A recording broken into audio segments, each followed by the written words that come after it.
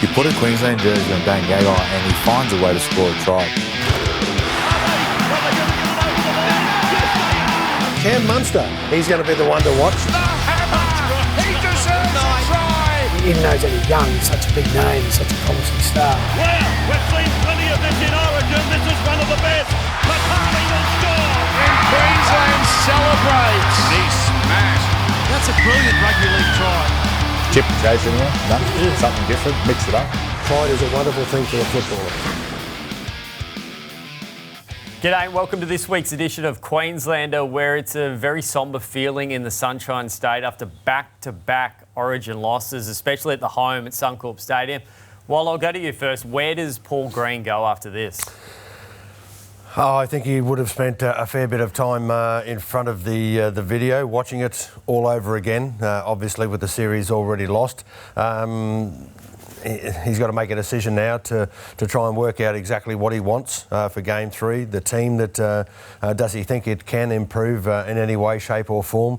But I think he probably put in an enormous amount of work to try and work out exactly what was required to be super competitive in Game 2 to win that game. I think he probably would have explored plenty of avenues. So to suggest where to go, I guess he's coming up with a pretty lame result there. He won't realise exactly what's necessary, but certainly he's got to have a look at the players. Does he think he can come up with a better team, working with the selectors? But it's very difficult to suggest that it's going to be instantly cleared up. Yeah, I think obviously you just let the dust settle a bit. Sometimes when it's pretty raw, you can overreact a bit.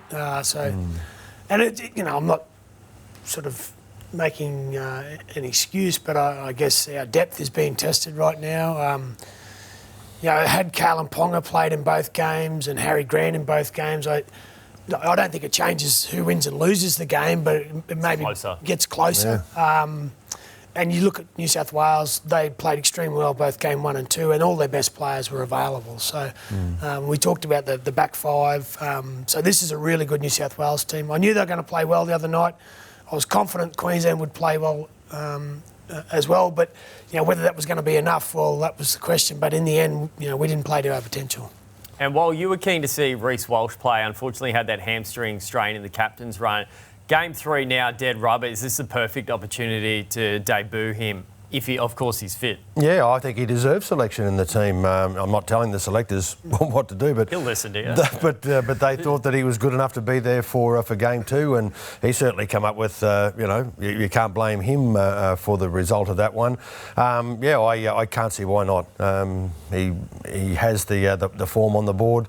I think it's one of those matches that we also will be very determined to win, to get to the end of this year's series with a little bit of pride on board, but it's also a little bit of an investigation as to what could be there for next year.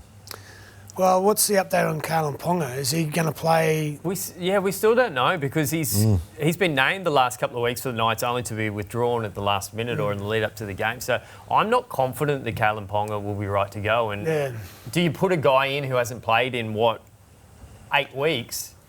Straight into again, you've got to let the dust settle and you've got to wait till you get to... And it's a short turnaround for this one too. Yeah, you've got to wait till all the NRL games are completed and you sit there and go, well, OK, who's available? And then you go through one by one and look, I don't think Reece Walsh, playing in a dead rubber is any different to playing at home, in a live game. So, but again, that'll be something that, the coach and the selectors will get together and discuss at length, once we know all the NRL rounds are complete and who's available.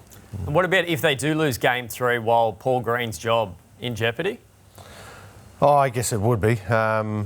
As someone who was sacked as an Origin coach, well, you speak from experience. Speaking from experience and having that wonderful It was only a 2-1 wonderful series results. loss, though, wasn't it? When you Yeah, it was. But you know, if you lose, you deserve to be moved on, unless it was simply not, you know, anything to discuss. But look, I think that, you know, there'll be some moves. It'll be interesting to see who would be available to come around next time. Certainly, there's you know, a few good coaches in the Queensland discussion panel to do it. But I think Greenie would be feeling fairly nervous about it. Will they bring Super Coach back, Wayne Bennett? I guess that's an opportunity. It'd pretty much you know, be all about, does he want to coach at representative level again? You know, and there's also, you know, probably one or two others that have had a fair record. They'll probably approach Mal to see whether he would be interested at all.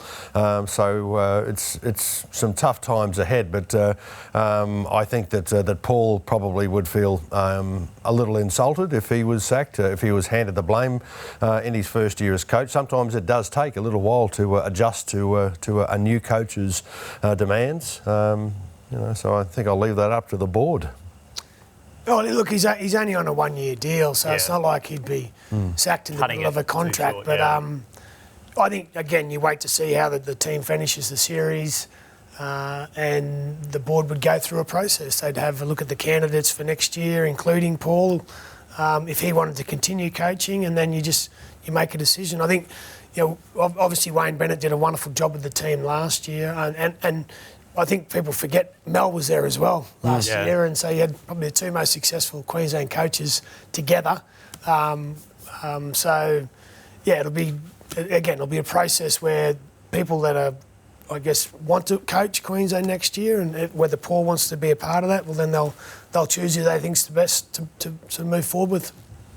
Well, what about a super group of ex-players? Billy Slater's name's been mentioned. Jonathan Thurston's been thereabouts as an assistant coach. Cameron Smith's not doing much. He's retired. Smith, Slater, Thurston, super group coaching. Could that work? Oh, look, I guess only time would tell that, Adam. It's very difficult to predict. Yes, certainly they would have the success, but I'm sure the players would be inspired by the players. Throw Lockie into there as well, get him involved. 4 guys sharing a little bit of the skills around. I'm sure it'll be Queensland's finest product of all time. But could they do it? Well, I guess they probably could. They could inspire the players, but would they be doing it in the right way? You know. Plenty of people will suggest. Is that what you're thinking? Yeah, too many cooks can spoil the broth. But they'd all be, you know, could work in together and be able to adapt to looking after a couple of the players. It certainly happened in American football that way. Yep. Look, I think if that became one of the options and they all wanted to sort of do that, looking at that, I would say that because you do need that one voice that delivers the message, and obviously that'd be Cameron. Then you got the smarts of Slater and Thurston there. So, look, you know, again, those guys have been mentioned, but whether they actually want to do it, yeah, again, that would be, if they do, they'd throw their hat in the ring, it'd be part of a process. And, again, you still need that one voice that's going to deliver the message. Another member of that golden era supergroup when you played Lockie, Cooper Cronk, he was quite critical of Cameron Munster's half-time interview and DCE's post-match press conference, saying there seems to be a lack of leadership in Queensland at the moment. Do you sense that in the team? There's a lack of leaders, Wal? Oh, look, a lack of leaders. I guess we were sort of talking about, you know, having 4 coaches. Could you have 4 leaders? Well, I probably think that's a little bit of a stray. You have a captain to lead the side, but you have a group of players that love to work in pretty well. I was having a look at it, and I thought that was a little bit hard. The criticism that came their way. Munster was honest. I liked it. Yeah, he was.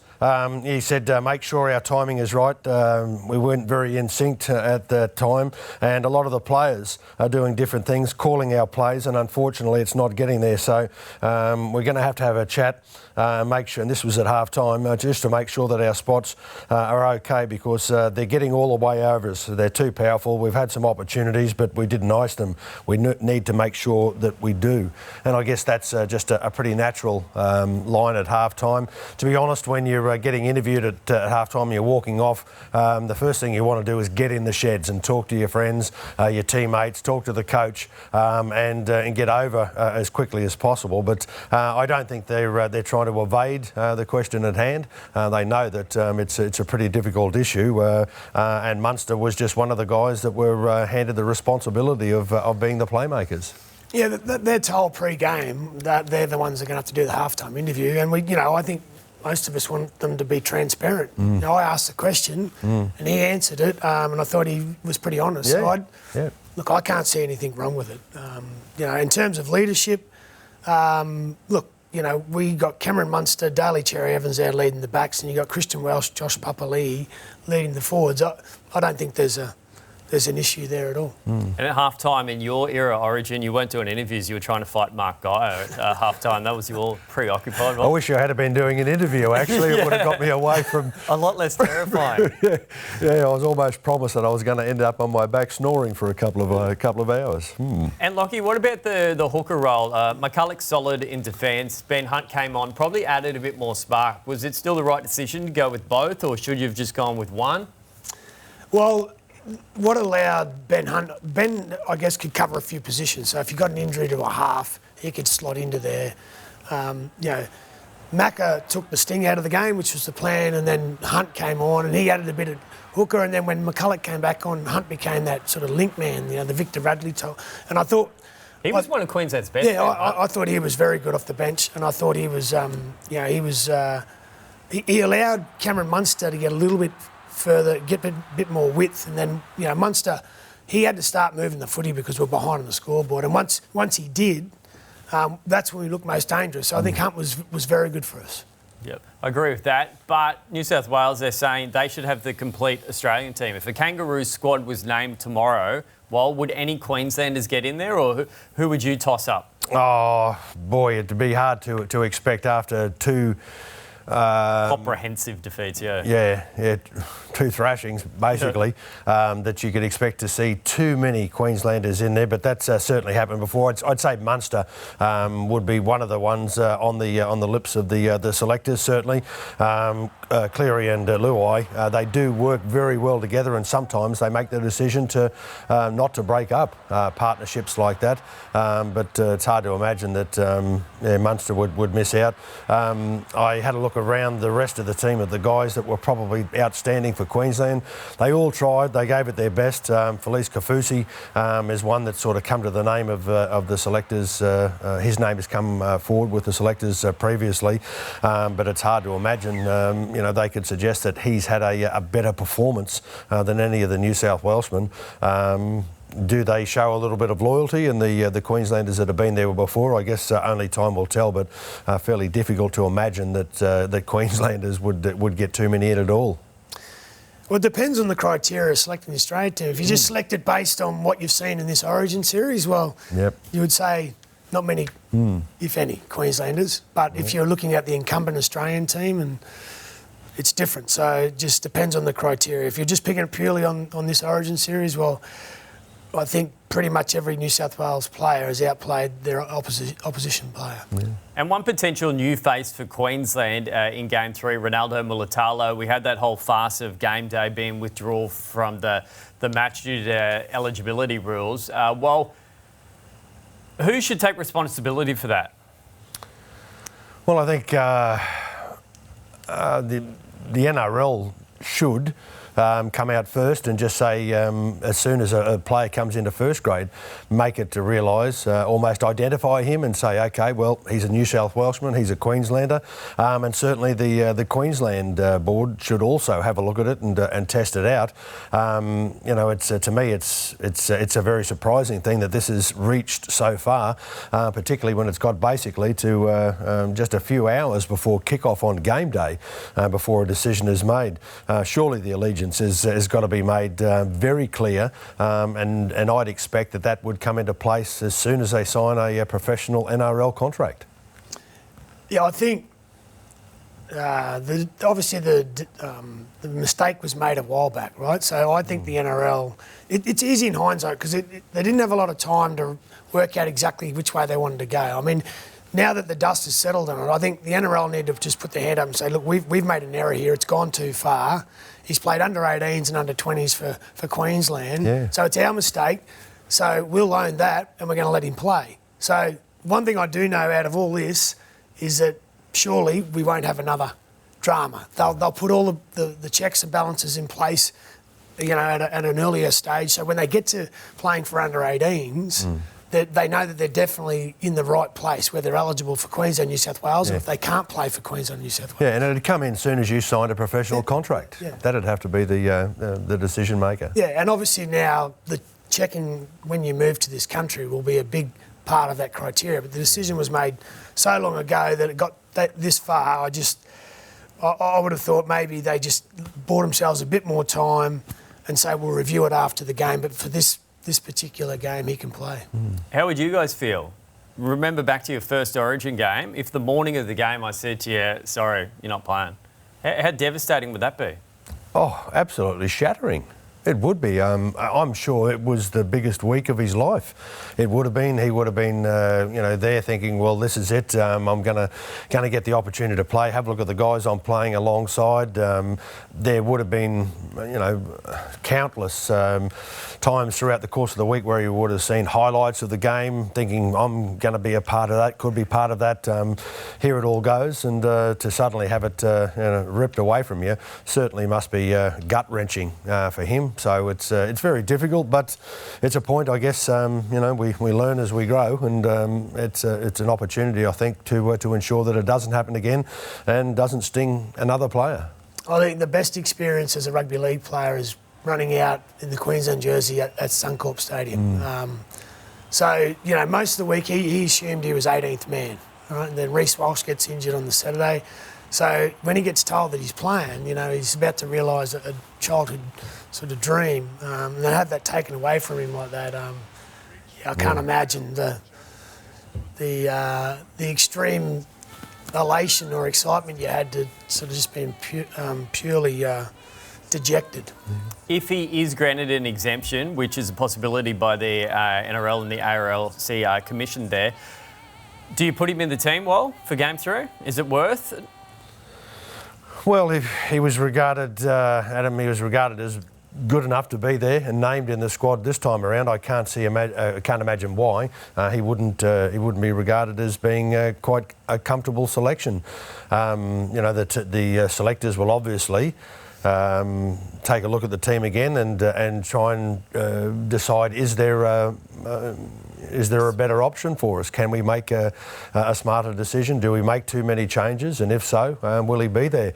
I guess the selectors could tell us about that, really, and probably ease the concern for us in making our decision. We've still got just under 2 weeks, so we'll see what happens. Unfortunately, if Ronaldo does play, it'd probably be my boy Felty would have to go out of the team, so I've got to give Xavier... I'm not sold on that. Yeah, I'll give Xavier a rap, because, he trained with the Broncos Sunday morning. Yeah. How lucky is that situation? Yeah, and then came in, and he hadn't trained for basically a week because the Broncos have been given a week off. And swapped wings. Yeah, swapped wings, and I thought he held his own, he was good. He was good. Yeah, so, like when you're a young fellow, when you get dropped from those rep teams, it's not easy, but it's a challenge, and it sort of defines you how you react, and I thought he reacted very well. Lockie, and I've got to say the two things I've really enjoyed watching Xavier Coates play over the last couple of years, but the two things that stood out to me most was when New South Wales broke away for a try, raced away, and it was quite obvious that they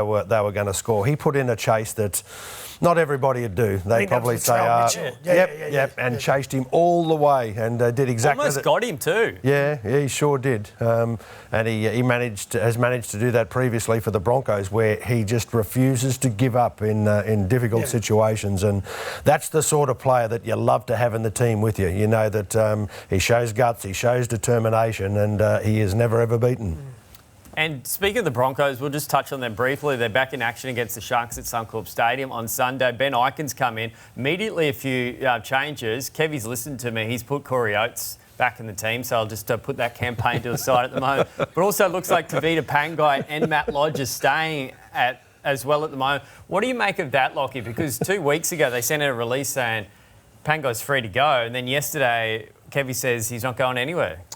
I think it's about just stabilising the playing group. Obviously, a lot of commentary around who's coming, going, both with the team and the staff. So I think it's the right move to just sort of give some certainty around the playing group for the remainder of the year. Then sort it out at the end of the season, maybe. Yeah, potentially. But I just think right now it's about getting some stability and getting a performance out of each and every one of the players. And I think Corey Oates, he's gone back to South, worked hard and fought his way back in. So well done. I guess there'll be a lot of people watching to see how he goes this weekend.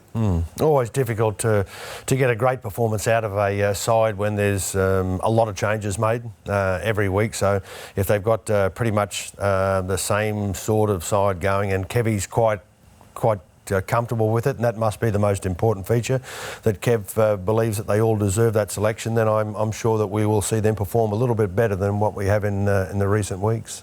Well, boys, I think that's all we've got for this week. Hopefully we get some wins from the Queensland NRL teams, and then we get a Game 3 victory, the Maroons to bounce back, and you can catch all the action on Wide World of Sports, Channel 9, the home of NRL here in Queensland.